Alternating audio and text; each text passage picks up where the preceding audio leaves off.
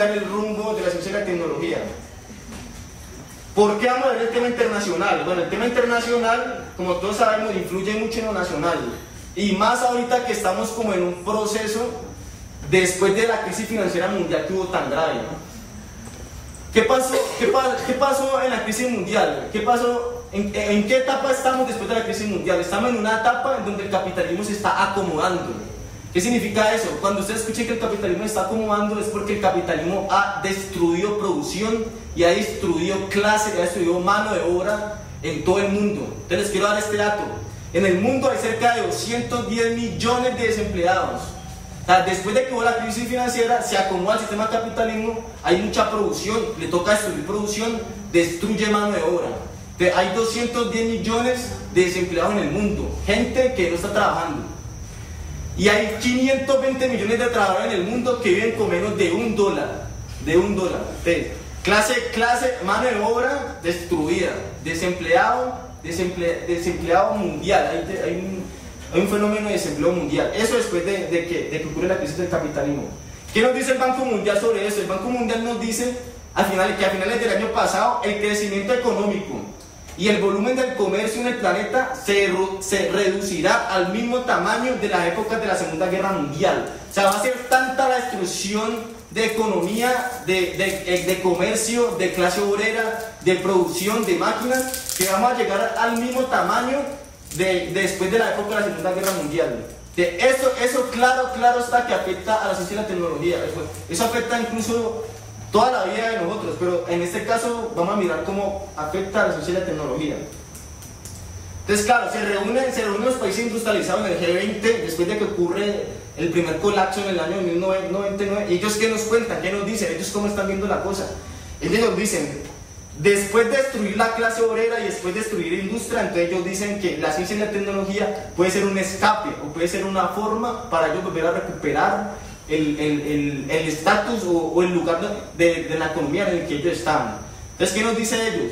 Nos dice, vamos a volver a recuperar la ciencia y la tecnología como una herramienta para el comercio, una herramienta para volver a estar, digamos así, volver a ese capitalismo bonzante que esta crisis pues ha atacado, como ustedes ya lo saben. Un ejemplo, bueno, el mayor ejemplo fue el presidente de Estados Unidos, Barack Obama. Barack Obama, ¿qué dice? En su discurso, ¿qué dice? Bueno, él da en su primer discurso que él dice, él da un inventario, ¿sí o no?, de unas medidas que él califica como audaces y rápidas para revertir esa depresión. O sea, Estados Unidos es el país que más ha sufrido en la depresión, creo que el país más importante, el país más industrializado del mundo, es el que ha ocasionado la crisis mundial. ¿Qué dice Obama? Obama dice en el discurso, dice, restauraremos la ciencia al lugar que le corresponde y aprovecharemos las maravillas de la tecnología para mejorar la calidad de la salud y reducir sus costos. Aprovecharemos el sol y el viento y la tierra como combustible para nuestros vehículos y nuestras fábricas. Y transformaremos nuestras escuelas, colegios y universidades para hacer frente a las necesidades de una nueva era. O sea, estamos hablando de un capitalista, de un país industrial, pues, que los problemas que él pretende solucionar, dice, las soluciones están en las escuelas, en los colegios y en las universidades. O sea, veamos cómo el talante capitalista de ellos y cómo el talante neocapitalista de acá, de nosotros, de Colombia. Eso es lo que dice Barack Obama en el primer día que el presidente dice eso. Vamos a recuperar la ciencia y vamos a darle el estatus que merece. Después, más adelante en el Congreso, también dice, el peso de esta crisis no determinará el destino de esta nación, de la crisis financiera como tal. Las respuestas a nuestros problemas no están fuera de nuestro alcance, están en nuestros laboratorios y universidades, en nuestros campos y en nuestras fábricas, en la imaginación de nuestros empresarios y en el orgullo del pueblo más trabajador en la faz de la tierra. Aún poseemos a manos llenas las cualidades que han hecho de Estados Unidos la mayor fuerza de progreso y prosperidad en la historia de la humanidad. Lo que se requiere ahora es que este país se encare audazmente los desafíos que enfrentamos y asumamos la responsabilidad por nuestro futuro. O sea, el presidente del país más importante del mundo, después de la crisis económica, poniendo como una herramienta pues, para el de la crisis la ciencia y la tecnología. ¿Esto qué puede significar? Puede significar unos aumentos considerables de recursos en la ciencia y la tecnología en Estados Unidos. Y además porque también se tiene que ver que éramos de una época de un oscurantismo tremendo, de la época de Bush, en donde volvió a florecer la ideología del creacionismo, cortó investigaciones de células madres. Entonces llega Obama después de la crisis y pone pues como herramienta para salir de la crisis de la ciencia y la tecnología.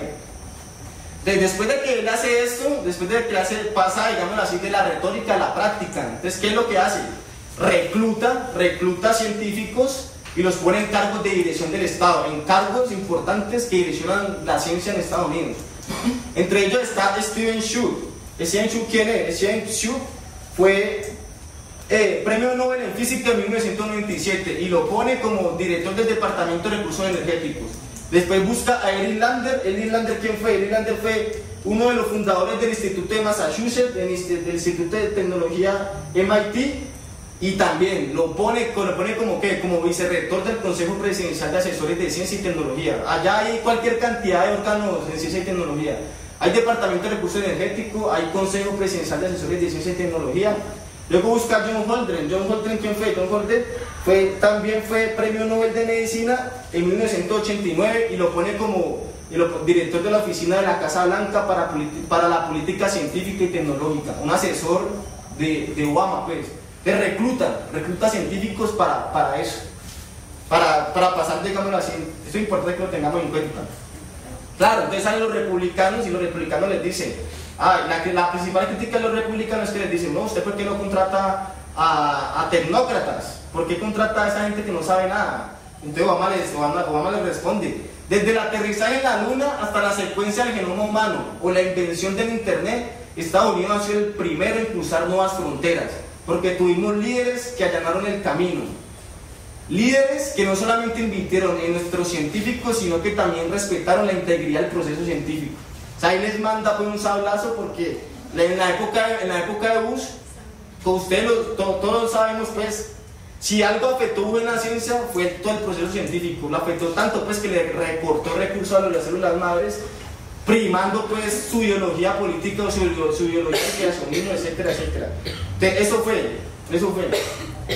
Claro, eso lo hizo Obama, pero vamos a ver también cómo van los hechos desenvolviendo, a ver pues si los hechos van a dejar que Obama pase eso de la retórica a los hechos.